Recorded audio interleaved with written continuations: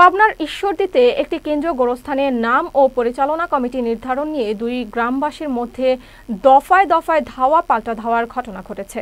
রোববার উপজেলার দাঁতপুর ও খারজানি এলাকায় কেন্দ্রীয় গোরস্থানের নাম ও পরিচালনা কমিটি নির্ধারণ নিয়ে এই ঘটনা ঘটে।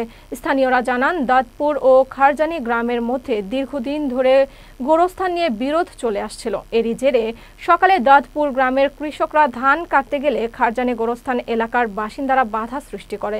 এক পর্যায়ে উভয়ের মধ্যে সংঘর্ষ ঘটে।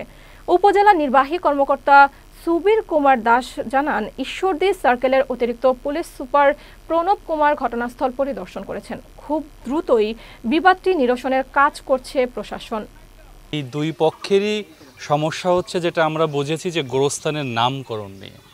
তো আমাদের অফিসার ইনচার্জ উনি আজকে বিকাল 4টায় তার অফিসে বিবাদমান দুই পক্ষকে ডেকেছেন এই বিষয়ে নিয়ে, এবং আমরা মূলত এসেছি যে এই ইস্যুটাকে কেন্দ্র করে এলাকার জনসাধারণের শান্তি শৃঙ্খলা যাতে বিঘ্ন না ঘটে এই বিষয়ে আমরা সদা তৎপর, এবং দোষীদের বিরুদ্ধে আমরা সর্বোচ্চ আইনানুগ ব্যবস্থা আমরা নেব।